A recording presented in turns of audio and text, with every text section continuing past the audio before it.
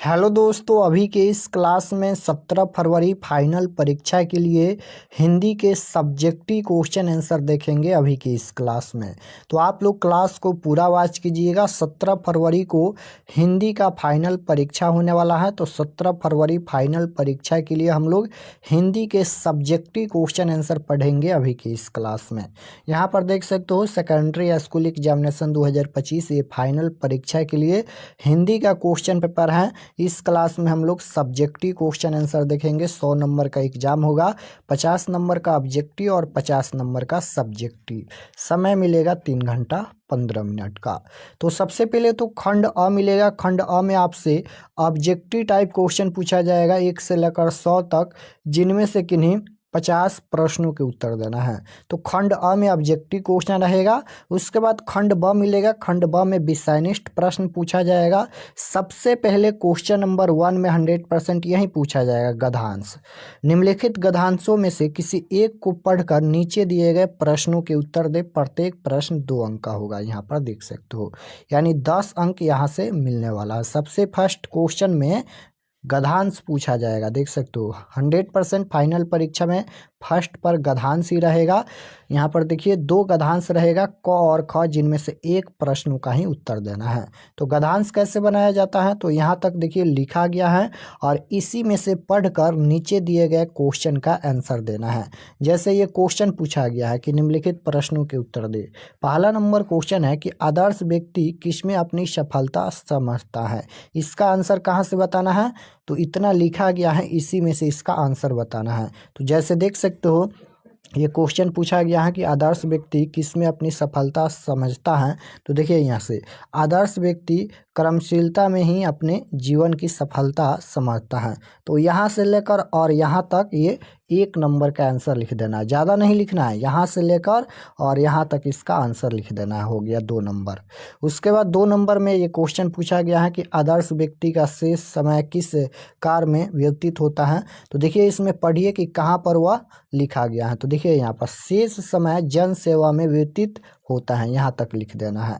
उसके बाद 3 number question है आदर्श व्यक्ति आराम से बैठना किसके समान समझता है। उसी प्रकार से आएंगे यहाँ पर और खोजेंगे कि इसका आंसर कहाँ पर है। तो यहाँ पर देखिए हाथ पर हाथ धकर बैठने को वह मृत्यु को समान समझता है। तो इस प्रकार से इसका देख सकते हो, इसका आंसर सभी में इसमें दिया रहेगा। तो इसका आंसर पढ़कर लिख सकते हो।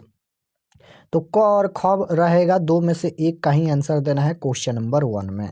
तो क का आंसर दीजिए या फिर ख का आंसर दीजिए। उसके बाद क्वेश्चन नंबर 2 में भी 100% यही पूछा जाएगा, गद्यांश ही पूछा जाएगा। देख सकते हो यहाँ पर गद्यांश पूछा जाएगा क्वेश्चन नंबर 2 में। देख सकते हो कि निम्नलिखित गद्यांशों में से किसी एक को पढ़कर नीचे दिए गए प्रश्नों के उत्तर दे। प्रत्येक प्रश्न 2 अंक का होगा। यहाँ पर भी गद्यांश पूछा जाएगा क्वेश्चन नंबर 2 में। तो क्वेश्चन नंबर 2 में भी क और ख 2 रहेगा, जिनमें से एक पर ही एक का ही गद्यांश लिखना है। तो ये इतना लिखा गया है और यहाँ पर ये क्वेश्चन पूछा गया है, इसका आंसर कहाँ से देना है, तो इसी में से पढ़कर इसका आंसर देना है। तो आसानी से इसका आंसर आप लोग बना सकते हैं। उसके बाद नीचे आएंगे, यहाँ पर देख सकते हो ये क्वेश्चन पूछा गया है। नीचे आएंगे तो क्वेश्चन नंबर 1 और क्वेश्चन नंबर 2 में गद्यांश पूछा जाता है, जो कि आप लोग आसानी से उसका आंसर दे सकते हो, क्योंकि इसका आंसर पहले से याद नहीं करना है, इसी में से इसका आंसर देना है। तो क्वेश्चन नंबर 1 और क्वेश्चन नंबर 2 में गद्यांश पूछा जाएगा। उसके बाद क्वेश्चन नंबर 3 में देखिए यहाँ पर कि निम्नलिखित में से किसी एक विषय पर दिए गए संकेत बिंदुओं के आधार पर लगभग 250 से 300 शब्दों में निबंध लिखे। क्वेश्चन नंबर 3 में भी पूछा जाएगा निबंध, निबंध पूछा जाएगा क्वेश्चन नंबर 3 में। तो यहाँ पर देखिए क है, ख है, ग है, यानी इस तरह से यहाँ पर देख सकते हो इतना तक यहाँ पर लिखा गया है। किसी एक विषय पर ही निबंध लिखना है।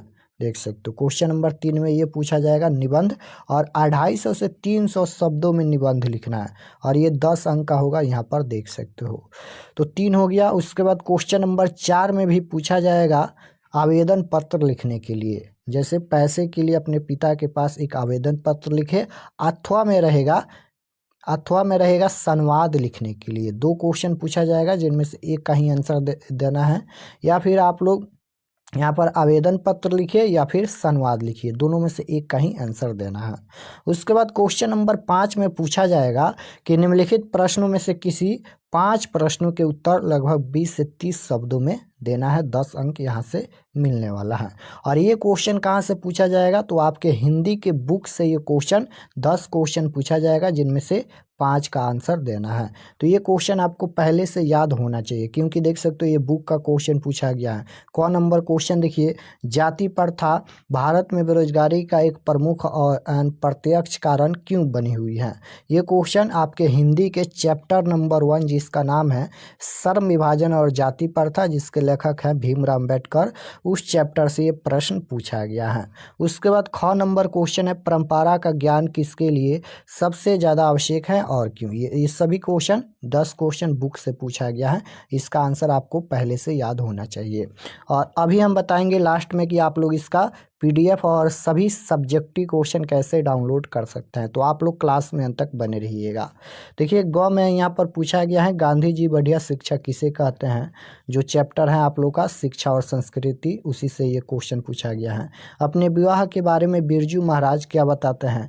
परहित के लिए देह धारण कौन करता है, स्पष्ट कीजिए। भारत माता अपने ही घर में प्राशनी क्यों बनी हुई है। उसके बाद है कि कवि बीरेन डंगवाल किन अत्याचारियों का जिक्र करते हैं। लक्ष्मी कौन थी, उसके पति का क्या नाम था। उसके बाद है माँ मंगू को अस्पताल में क्यों नहीं भर्ती कराना चाहती थी। उसके बाद है पपाती कौन थी और वह शहर क्यों लाई गई थी। तो इतना क्वेश्चन पूछा गया है, इसमें से 5 का ही आंसर देना है। उसके बाद क्वेश्चन नंबर 6 में पूछा जाएगा कि निम्नलिखित प्रश्नों में से किसी एक प्रश्न का उत्तर दे। और यहाँ पर क्या पूछा जाएगा, देख सकते हो यहाँ पर ये पूछा जाएगा व्याख्या करने के लिए। ये भी बुक से पूछा जाएगा और ये 5 नंबर का होगा, देख सकते हो यहाँ पर व्याख्या करना है। 2 क्वेश्चन पूछा जाएगा, जिनमें से एक का ही आंसर देना है। तो मात्र इतना ही क्वेश्चन पूछा जाएगा, क्वेश्चन नंबर 6 तक ही क्वेश्चन पूछा जाएगा। अब चलिए इसका आंसर भी हम लोग देख लेते हैं, कैसे आप लोग आंसर लिखेंगे। तो यहाँ पर देखिए खंड ब विषयनिष्ठ प्रश्न का सभी का आंसर लिखा गया है, देख सकते हो। तो क्वेश्चन नंबर 1 का क नंबर का आंसर यहाँ पर देख सकते हो, जो पूछा गया था, आदर्श व्यक्ति क्रमशीलता में ही अपने जीवन की सफलता समझता है। हम बता दिए थे ऊपर ही कि इसका आंसर यहाँ पर है। तो यहाँ तक इसका आंसर लिखना है, देख सकते हो क और ख। उसके बाद क्वेश्चन नंबर 2 का क का यहाँ पर ये सभी का आंसर लिखा गया है, एक गद्यांश का ही आंसर है। उसके बाद नीचे आएंगे, ये याद नहीं करना है, केवल हम बता दिए कि किस तरह से आप लोग लिखिएगा। याद करना है यहाँ पर देखिए, ये हो गया ग नंबर का आंसर। क्वेश्चन नंबर 3 का, ये क्वेश्चन नंबर 3 का ग का आंसर लिखा गया है, ये निबंध है। तो ये थोड़ा मोड़ा आप लोग याद कर लीजिएगा। देख सकते हो महंगाई पर यहाँ पर ये निबंध लिखा गया है, महंगाई पर निबंध लिखा गया है। तो सबसे पहले महंगाई में लिखना है महंगाई की मार, तो यहाँ तक लिखना है इसके बारे में। उसके बाद निरंतर बढ़ती महंगाई, यहाँ तक लिखना है इस प्रकार से। उसके बाद सरकार के दावे लिखना है। उसके बाद आम लोगों पर प्रभाव लिखना है, उपसंहार लिखना है, यानी यहाँ तक इसका आंसर लिखना है। और ये 250 से 300 शब्दों में लिखना है इसके बारे में। तो ये भी आसान होता है, आप लोग आसानी से लिख सकते हैं। अगर याद नहीं भी है तो आसानी से लिख सकते हैं, इसमें एक भी नंबर नहीं कटेगा। इसके बारे में आप लोग लिख दीजिएगा। महंगाई पर पूछा जाएगा, होली पर पूछा जाएगा, किसी एक पर ही निबंध लिखना है। उसके बाद क्वेश्चन नंबर 4 का आंसर यहाँ पर लिखा गया है। क्वेश्चन नंबर 4 में पूछा गया था आवेदन पत्र अथवा में संवाद पूछा गया था। तो इसका आंसर लिखा गया है, यह आवेदन पत्र है। उसके बाद नीचे आएंगे तो अथवा में संवाद पूछा गया था। तो सबसे आसान संवाद ही होता है। यहाँ पर 2 छात्र या 2 दोस्त का नाम लिखिए और दोनों यहाँ पर देख सकते हो, पहला का नाम है राजू और ये बोलेगा क्या हुआ शिवम तुम उदास क्यों हो, पहला बोलेगा। उसके बाद यहाँ पर दूसरा है शिवम, शिवम बोलेगा राजू मेरी माँ की हालत ठीक नहीं है। उसके बाद फिर यहाँ पर राजू क्या हुआ उन्हें, शिवम फिर बोलेगा हमारे शहर में इतना प्रदूषण हो गया है जिसकी वजह से माँ आज अस्पताल में भर्ती हैं। तो इस तरह से संवाद लिखा जाता है। ये भी आसानी से आप लोग लिख सकते हैं, 2 छात्र या 2 दोस्त के बीच आप लोग संवाद लिख सकते हैं। तो ये भी आसान होता है, आप लोग लिख लीजिएगा। उसके बाद सबसे इम्पोर्टेंट ये है, आप लोग को याद कर लेना है ये प्रश्न, जो क्वेश्चन नंबर 5 में बुक से क्वेश्चन 10 क्वेश्चन पूछा गया था जिनमें से 5 का आंसर देना है। ये क्वेश्चन इम्पोर्टेंट है, ये क्वेश्चन आपको पहले से याद होना चाहिए। तो क्वेश्चन नंबर 5 का क नंबर का आंसर यहाँ पर लिखा गया है, देख सकते हो कि भारत में प्रचलित जाति प्रथा किसी भी व्यक्ति को उसकी इच्छा के अनुकूल पेशा चुनने की स्वतंत्रता नहीं देती है। इस प्रथा में प्रत्येक व्यक्ति अपने पैतृक पेशा में बंधने के विवश है। पेशा परिवर्तन की अनुमति न देकर भारतीय जाति प्रथा बेरोजगारी का प्रमुख तथा प्रत्यक्ष कारण बनी हुई है। इच्छा अनुसार पेशा परिवर्तन की स्वतंत्रता हेतु तो शायद इतनी बेरोजगारी नहीं होती। तो इसका आंसर यहाँ तक लिखना है, ये आपको याद कर लेना है ये क्वेश्चन। उसके बाद ख नंबर का आंसर लिखना है, देख सकते हो कि परंपरा का ज्ञान उनके लिए सबसे ज़्यादा आवश्यक है जो साहित्य में युग परिवर्तन करना चाहते हैं, रूढ़ियों को समाप्त कर साहित्य के क्रांतिकारी लाना चाहते हैं। वैसे साहित्य रचनाकार को इसकी परंपरा का ज्ञान सर्वाधिक अधिक है। तो इसका आंसर यहाँ तक लिखना है। उसके बाद क्वेश्चन नंबर 5 का ग नंबर का आंसर यहाँ पर देख सकते हो लिखा गया है। उसके बाद घ नंबर का आंसर यहाँ पर लिखा गया है। उसके बाद यहाँ पर देख सकते हो लिखा गया है इसका आंसर। उसके बाद यहाँ पर च नंबर का आंसर लिखा गया है, देख सकते हो च नंबर का आंसर यहाँ पर लिखा गया है कि भारत माता अपने ही घर में प्रवासिनी बनी हुई है क्योंकि यह गाँवों में निवास करती हैं। भारत गाँवों का देश है पर गाँवों के विकास पर किसी का ध्यान नहीं है। गांव उपेक्षित पड़े हुए हैं, गाँवों के साथ गैरों जैसा व्यवहार किया जाता है। सारा ध्यान तो नगरों पर होता है, सारी विकास योजनाएं नगरों के लिए ही बनती हैं। यह दुख है कि अपने ही घर में कोई अपने को न पहचाने। तो इसका आंसर यहाँ तक लिखना है। उसके बाद यहाँ पर देखिए इसका आंसर लिखना है 6 नंबर का, कवि सांप्रदायिक विशेष को आधार मानकर अपने स्वार्थ की पूर्ति के लिए अत्याचार करने वालों का जिक्र करता है। कवि अत्याचारियों का जिक्र जनता को इनके विरुद्ध जगाने के लिए करता है। तो इसका आंसर यहाँ तक लिखना है। उसके बाद ज नंबर का आंसर लिखना है कि लक्ष्मी लक्ष्मण की पत्नी थी। लक्ष्मी लक्ष्मण की पत्नी थी। तो यहाँ तक लिखना है। उसके बाद जो अपनी 4 संतानों के साथ देवी नदी के बांध के नीचे बने अपने घर में रहती थी, उसके पति का नाम लक्ष्मण था। यह ऑब्जेक्टिव में भी पूछा जाता है, आप लोग याद रखिएगा। देवी नदी के बांध के नीचे लक्ष्मी का घर था और पति का क्या नाम था? लक्ष्मण था, आप लोग याद रखिएगा। उसके बाद यहाँ पर ये सभी आंसर लिखा गया है, आप लोग याद कर लीजिएगा। और इसका PDF कैसे डाउनलोड करना है ये भी हम अभी बताएंगे। उसके बाद क्वेश्चन नंबर 6 में व्याख्या करना है। तो व्याख्या करना भी बहुत ही आसान है। सबसे पहले लिखना है कि यह पंक्ति किस चैप्टर से लिया गया है। तो प्रस्तुत गद्यांश महात्मा गांधी रचित शिक्षा शास्त्र, शिक्षा और संस्कृति से ली गई है। यानी जो क्वेश्चन पूछा गया था वह किस चैप्टर का है, उसके लेखक कौन है, सबसे पहले ये लिखना है व्याख्या में।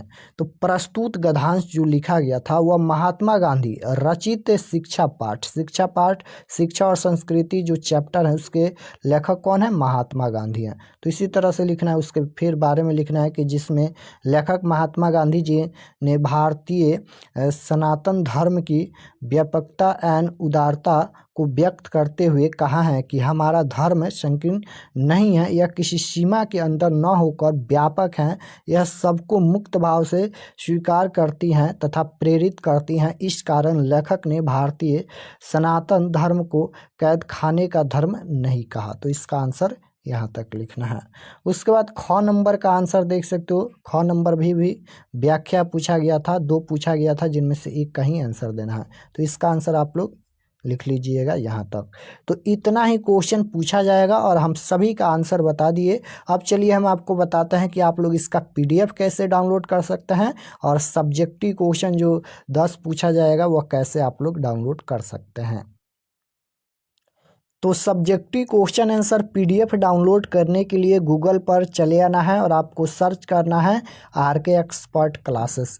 देख सकते हो इसी चैनल का नाम आपको गूगल में सर्च करना है RK एक्सपर्ट क्लासेस। तो जैसे ही सर्च करेंगे RK एक्सपर्ट क्लासेस तो आपके सामने ये फर्स्ट पेज आएगा। यहाँ पर देख सकते हो RK एक्सपर्ट क्लासेस का, इस पर आपको क्लिक करना है। इस प्रकार से आएगा, इस पर आपको क्लिक करना है। तो चलिए हम क्लिक करते हैं।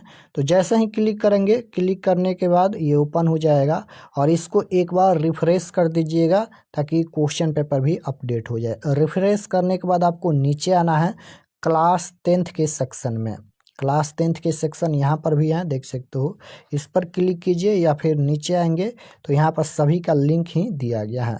तो देखिए इसमें सभी सब्जेक्ट का subjective question paper study material दिया गया है। यहाँ से आकर आप लोग क्वेश्चन पेपर डाउनलोड करके पढ़ाई कर सकते हैं। सोशल साइंस का सब्जेक्टिव क्वेश्चन, साइंस का सब्जेक्टिव क्वेश्चन और इसी में से क्वेश्चन पूछा जाएगा। ये सभी सब्जेक्टिव क्वेश्चन आपको याद कर लेना है।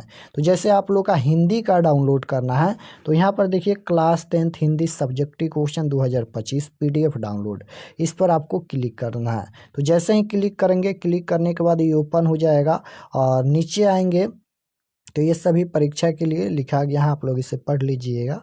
उसके बाद यहाँ पर देखिए क्लास 10th सभी चैप्टर का सब्जेक्टिव प्रश्न, जो 10 क्वेश्चन पूछा जाता है उसी का सभी का आंसर यहाँ पर लिखा गया है। देख सकते हो, मैक्स मिलर की दृष्टि में सच्चे भारत के दर्शन कहाँ हो सकते हैं और क्यों, ये सभी का आंसर लिखा गया है। देख सकते हो इतना क्वेश्चन का। और ये दीर्घ उत्तरीय प्रश्न में भी पूछा जाता है कभी कभी, तो आप लोग ये सभी प्रश्न को याद कर लीजिएगा। 100% इसी में से क्वेश्चन पूछा जाएगा आपके फाइनल परीक्षा में। तो ये सभी क्वेश्चन आपको याद कर लेना है। तो ये तो हो गया। अगर इसको PDF में डाउनलोड करना है तो नीचे आएंगे तो यहाँ पर देख सकते हो सब्जेक्टिव PDF यहाँ पर डाउनलोड पर क्लिक करके आप लोग इसका PDF भी डाउनलोड कर सकते हैं। जो अभी हम बताएंगे हैं उसका भी PDF यहाँ से डाउनलोड कर सकते हैं। ऑल सब्जेक्ट का भी यहाँ से क्लिक करके आप लोग देख सकते हैं। और भी सब्जेक्ट का देखना है तो यहाँ पर देखिए साइंस का है, सोशल साइंस का है, सभी सब्जेक्ट का दिया गया है। ये साइंस का है, देख सकते हो साइंस का भी सब्जेक्टिव क्वेश्चन सभी दिया गया है। तो यहाँ से आकर आप लोग इसका सब्जेक्टिव क्वेश्चन लिखकर और याद कर लीजिएगा। ये सबसे महत्वपूर्ण है, इसी में से क्वेश्चन 100% पूछा जाएगा। तो मिलते हैं नेक्स्ट क्लास में, तब तक अपने स्टडी कीजिए। यहाँ से आकर आप लोग question paper subjective objective download कर सकते हैं। और चैनल पर नए होंगे तो चैनल को ज़रूर सब्सक्राइब कर लीजिएगा ताकि आने वाले नेक्स्ट क्लास आपके पास ज़रूर पहुँचे।